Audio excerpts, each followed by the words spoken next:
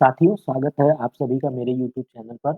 अगर अभी तक आपने इस चैनल को सब्सक्राइब नहीं किया है, तो इस चैनल को सब्सक्राइब कीजिए विथ बेल आइकन के साथ। तो जैसा कि अभी तक हमने बहुत सारे पार्ट कवर कर लिए थे और उसमें हमने शॉर्ट लेक्चर्स में हमने वायरस को कवर किया था। अब हम यहाँ पर एक लास्ट लेक्चर जो करने वाले हैं, वो वायरस से रिलेटेड ही है। जो एक टॉपिक और बचता है, तो उस टॉपिक को हम यहाँ पे कवर करेंगे। बहुत ही छोटा टॉपिक है।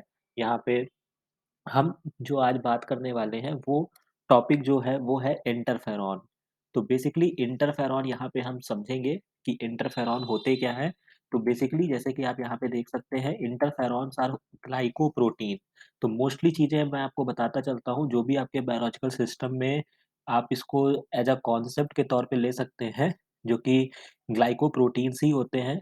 तो इंटरफेरॉन की हम यहाँ पे बात करने वाले हैं, जो कि क्या है, एक ग्लाइकोप्रोटीन है जो सिक्रीट करते हैं by virus infected cells to protect non infected cells from the virus. तो ये बात यहाँ पे ध्यान रखनी है। बेसिकली मैं यहाँ पे आपको बताता चलता हूँ, जैसे कि आप यहाँ पे देख सकते हैं, या मैं यहाँ पे लिख देता हूँ कि जो ये वायरस होते हैं, तो जैसे कि कोई एक सेल है, इस पे अगर वायरस का इन्फेक्शन होता है, मान लीजिए ये हमारी कोई सेल्स है, तो क्या होगा कि ये थोड़ा-सा मिसनॉमर यहाँ पे रहता है कि लोग ऐसा समझते हैं कि ये सेल्स अपने आप को बचा रही होती है, बट ऐसा नहीं है। यहाँ पे क्या होता है कि जब वायरस का इन्फेक्शन होता है, तो ये सेल्स कुछ ऐसे, मतलब आप ऐसे समझ सकते हैं, ये सेल्स कुछ ऐसे केमिकल रिलीज़ करती है, राइट?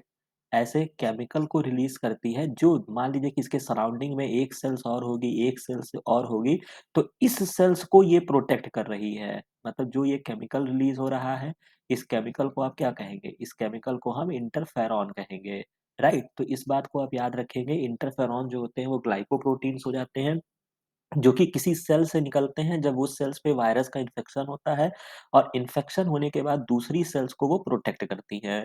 तो यही बात यहाँ पे बताया गया है, जो कि आप यहाँ पे इसको सिंपल वे में आप यहाँ पे देख सकते हैं।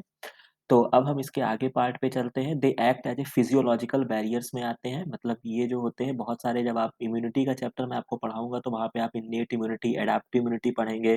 फिर इन्नेट इम्यूनिटी के अंदर ये सारे बैरियर्स आते हैं, जो कि मैं यहाँ पे आपको लिख देता हूँ। जैसे आप समझने के लिए क्या होता है कि आपकी जो इम्यूनिटी होती है, इम्यूनिटी जब आप पढ़ेंगे, तो इम्यूनिटी में क्या होता है, आपकी 2 होती है। यहाँ पे मैं रफली आपको बता देता हूँ, इन्नेट होती है और एडाप्टिव होती है, राइट? एडाप्टिव, ये आपकी 2 टाइप की इम्यूनिटी होती है, जिसमें से आपको ये ध्यान रखना है कि इन्नेट में क्या होते हैं, बहुत टाइप्स के होते हैं। जैसे कि आपका सेलुलर बैरियर होगा, जो आपकी सेल्स काम करेंगी, फिजिकल बैरियर होते हैं, राइट? तो ये सब पे हम डिटेल में चर्चा करेंगे। फिजियोलॉजिकल होते हैं, ठीक है? और इसके अलावा आपके कुछ साइटोकाइन बैरियर होते हैं। तो ये उन्हीं की बात कर रहे हैं, तो ये उसी पार्ट से आया हुआ टर्म है, तो आप इसको यहाँ पे ध्यान रखेंगे। तो जैसे क्या आता है, they act as physiological barrier forming a part of innate immunity का ये पार्ट होता है। दिस जो ये एंटीवायरल प्रोटीन होती है, ये 270 अमीनो एसिड की बनी होती है, वही बात बताया गया है, secreted by virus infection and stimulate the adjacent cell to produce the translational inhibiting protein. Actually में यहाँ पे आपको एक चीज मैं और यहाँ पे बताते चल रहा हूँ, जो आप याद रखेंगे। बेसिकली होता क्या है कि यहाँ पे आप इसको देख सकते हैं, जैसे कि मान लीजिए कि कोई आपकी वायरस इन्फेक्टेड, जो ये इंटरफेरॉन्स होते हैं, ये बेसिकली क्या करते हैं, इंटरफेरॉन जो होते हैं, ये वायरस के रेप्लिकेशन प्रोसेस को इनहिबिट करते हैं। अगर आपको ऐसे क्वेश्चन मिलता है, तो आप ये याद रखेंगे कि ये वायरस के रेप्लिकेशन प्रोसेस को इनहिबिट करते हैं। बट जो इन्होंने ट्रांसलेशनल की बात की है, उसका मतलब ये है कि चूँकि ये वायरस को रेप्लिकेट करना है, यानी कि कुछ ऐसे प्रोटीन की आवश्यकता होगी जो इस रेप्लिकेशन में इनकी क्या करेंगे, हेल्प करेंगे। तो इंटरफेरॉन एक तरीके से ऐसा भी आप कह सकते हैं कि इन प्रोटीन की सिंथेसिस को भी ब्लॉक करता है। तो आपके एग्ज़ाम में कुछ ऐसे क्वेश्चन्स आते हैं, तो आप ये वो डिपेंड करेगा कि आपके ऑप्शंस में क्या दिया है, बट आप इस चीज़ को याद रखेंगे कि वो वायरस के रेप्लिकेशन को रोकता है, इसके अलावा ट्रांसलेशनल पर भी वो रोकता है, बट वो ट्रांसलेशनल कैसी प्रोटीन को इनहिबिट करता है, तो वो चीज़ आप याद रखेंगे। बेसिकली जो रेप्लिकेशन में पार्ट लेने वाले प्रोटीन है, वो उनको इनहिबिट करता है। तो यहाँ तक आपको बात क्लियर हुई होगी, कोई समस्या नहीं होनी चाहिए। अब हम इसके अब हम इसके अगले पार्ट की तरफ चलते हैं, तो देखते हैं आगे इसमें। इसके अलावा क्या होता है, जिसके इस मैकेनिज़्म से क्या करते हैं, इंटरफेरॉन अपना कार्य करते हैं। इसके बाद certain kind of vertebrate cells when infected with a virus respond by releasing a small amount of glycoprotein, इनको इंटरफेरॉन कहते हैं। इसके अलावा इंटरफेरॉन साइटोकाइन बैरियर में आ जाता है, ये भी आपको याद रखना है। और सबसे इम्पोर्टेंट बात है कि ये स्पीशीज़ स्पेसिफिक होते हैं, मतलब जिस स्पीशीज़ के खिलाफ ये निकल रहे होते हैं, तो ऐसा नहीं है कि किसी एक स्पीशीज़ के खिलाफ ये रिलीज़ हुए हैं, तो फिर ये दूसरे स्पीशीज़ पर भी वर्क करेंगे। तो इन बातों को आप याद रखेंगे, जैसा कि यहाँ पे इस पूरे में काफ़ी अच्छे से आपको एग्ज़ाम्पल दिया गया है कि interferon produced by one species can protect only cells of same species against viral infection. तो ये बहुत ही इम्पोर्टेंट पॉइंट है, जो आप हमेशा याद रखेंगे। और इसके अलावा क्या होता है, कुछ यहाँ पे क्लासिफिकेशंस आपको याद रखने होंगे। बेसिकली इंटरफेरॉन्स जो होते हैं viral protein in the cells, इसके अलावा टाइप्स में आपको याद रखना है, बेसिकली अल्फा, बीटा, गामा के आधार पे इनको क्लासिफाई किया गया है। तो यहाँ पे किस-किस सेल से ये रिलीज़ होती हैं, तो जो आपकी लिम्फोसाइट्स होती हैं बेसिकली, वो आपकी गामा रिलीज़ करती हैं। अल्फा जो होता है वो ल्यूकोसाइट को ही हम डब्ल्यूबीसी भी बोलते हैं। आप इस बात को भी याद रखेंगे, मैं यहाँ पे लिख देता हूँ। ल्यूकोसाइट जो होती हैं इनको डब्ल्यूबीसी बोलते हैं। इसके अलावा लिम्फोसाइट आप जानते ही हैं। और बीटा जो होती हैं, वो आप यहाँ पे इनको देख सकते हैं। बीटा जो होती हैं, बीटा जो होती है, वो आपकी फाइब्रोब्लास्ट सेल्स रिलीज़ करती हैं। मतलब एक तरीके से फाइब्रोब्लास्ट जो होती हैं, वो कार्टिलेज प्रोड्यूसिंग सेल्स होती हैं, उनको हम फाइब्रोब्लास्ट बोलते हैं। तो ये भी मैं यहाँ पे इस बात को मैं यहाँ पे लिख देता हूँ कि ये जो होती हैं, ये आपकी फाइब्रोब्लास्ट या बोन फॉर्मिंग या कार्टिलेज फॉर्मिंग सेल्स जो होती हैं, ठीक है? तो उनको हम फाइब्रोब्लास्ट बोलते हैं। तो इस तरीके से आप इसको याद रखेंगे।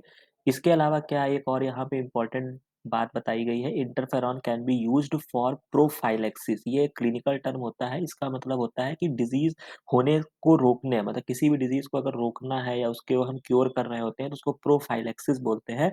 और ट्रीटमेंट ऑफ वायरल इन्फेक्शन। और आपको याद होगा कि जो मैं इसके पिछले पार्ट में डिस्कस किया था, तो वहाँ हमने ये भी बात बोली थी कि एंटीबायोटिक्स जो होते हैं, एंटीबायोटिक अगर मैं यहाँ पे आपको समझाना चाहूँ, तो वहाँ पे हमने यही बात बोली थी कि एंटीबायोटिक जो होते हैं, वो वायरस के केस में काम नहीं करते हैं, ठीक है? तो वायरस के केस में आप क्या मतलब आप ट्रीटमेंट दे सकते हैं या कुछ भी आप जो करते हैं, वो इंटरफेरॉन होता है। तो आप इस बात को याद रखेंगे। वापस से हम अपने पार्ट की तरफ चलते हैं, तो ये यहाँ पे क्लासिफ़िकेशन हो जाता है। इसके बाद जो नेक्स्ट पार्ट आप थोड़ा-सा यहाँ पे हम देख सकते हैं, इन्फॉर्मेशन जो है ल्यूकोसाइट के अलावा, इसके अलावा एक बात जो लास्ट इम्पोर्टेंट टॉपिक है, ये जो है कि इंटरफेरॉन अल्फ़ा के बारे में बताया गया है, जो कि बहुत ज़्यादा कॉमन होता है, एग्ज़ाम में पूछे जाते हैं कि कौन-सा इंटरफेरॉन है जो ट्यूमर या कैंसर के लिए यूज़ किया जाता है। हालाँकि अभी एडवांस स्टडी में रिमेनिंग इंटरफेरॉन भी अब यूज़ होने लगे हैं, बट आपके एग्ज़ाम्स में और जो आप कह सकते हैं ना कि जो बहुत ही ज़्यादा फ्रीक्वेंटली यूज़ होता है, वो आपका इंटरफेरॉन अल्फ़ा होता है, इस बात को आप याद रखेंगे। जो कि एक्टिवेट करता है इम्यून सिस्टम को and destroy tumour, also has known some successive in causing of regression of Kaposi sarcoma. तो आप यहाँ से ये ध्यान रख सकते हैं, हालाँकि अब सार्कोमा के बारे में तो आप जानते ही होंगे कि सार्कोमा जो होता है वो आप कैंसर के क्लासिफ़िकेशन में जब आप पढ़ते हैं, तो कोई भी ऐसी मैं यहाँ पे बताता चलता हूँ, कोई भी ऐसा ट्यूमर जो मेसोडर्मल ओरिजिन का होता है, ठीक है? तो मैं इसको अलग ही लिख देता हूँ। तो कोई भी ऐसा कैंसर यहाँ पे मैं आपको बताता हूँ, जैसे कि कोई भी आपका सार्कोमा जो होता है, ये जो होते हैं, ये कोई भी ऐसा कैंसर जो मेसोडर्मल ओरिजिन हो। बाकी क्वेश्चन जब आपको मिलेंगे तो आपको ये भी क्लासिफिकेशन याद रखना होगा कि कौन-सी सेल्स जो होती है वो मेसोडर्मल होती है, कौन-सी एक्टोडर्मल होती है। तो बेसिकली जो आपकी ब्लड होती है ये आपकी मेसोडर्मल होती है, हार्ट आपका मेसोडर्मल ओरिजिन होता है, बोन जो होता है ये भी आपका मेसोडर्मल होता है, ठीक है? तो ये जो सारी चीज़ें होती है वो मेसोडर्मल होता है। तो ये जो आपका ये कापोसी सार्कोमा एक टाइप का कैंसर होता है, कापोसी सार्कोमा। बेसिकली मैं यहाँ पे आपको बताते चल रहा हूँ कि ये जो होता है ये एचआईवी पेशेंट्स में देखने को मिलता है। जब एड्स डिज़ीज़ होती है तो वहाँ पे जो एक क्लिनिकल सिम्पटम आता है, आप कह सकते हैं जब बहुत ही सीवियर कंडीशन आती है, तो वहाँ पे कापोसी सार्कोमा होता है, तो ऐसे क्वेश्चन आपको एग्ज़ाम में मिल सकते हैं कि कापोसी sarcoma is a link with, तो किससे लिंक है इसका? उसका लिंक है एचआईवी से। बाकी इसके बारे में हम डिटेल से बाकी चर्चा भी करेंगे। तो ये स्टोरी थी जहाँ पे मैंने अब आपका पूरा वायरस और इंटरफेरॉन को खत्म कर दिया है और यहाँ से भी क्वेश्चन्स आपके एग्ज़ाम में बनते हैं। होप ये बहुत ज़्यादा आपके लिए हार्ड नहीं रहा होगा। आप इसको याद करिएगा, मेमोराइज़ करिएगा। बाकी कोई भी आपको कन्फ्यूज़न हो तो आप कमेंट सेक्शन में मेरे को ज़रूर बताइएगा और इसके अलावा कुछ भी आपको समस्या होती है कमेंट सेक्शन में बताइए और अगर ये वीडियो अच्छा लगा हो तो आप इसको लाइक कीजिए और चैनल को सब्सक्राइब कीजिए, शेयर कीजिए अपने फ्रेंड्स के साथ। थैंक यू, मिलते हैं नए लेक्चर में, नए वीडियो के साथ।